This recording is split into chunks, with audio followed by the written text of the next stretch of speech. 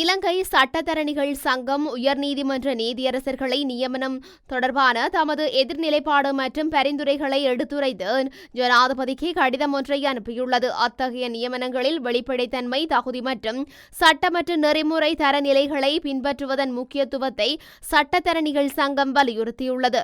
2025 ஜனவரி 8 அனுப்பப்பட்டுள்ள இந்த கடிதத்தில் குடிமக்களின் உரிமைகளை நிலைநிறுத்துவதிலும் சட்டத்தின் ஆட்சியை உறுதி செய்வதிலும் நீதித்துறை முக்கிய பங்கு எடுத்துரைக்கப்பட்டுள்ளது.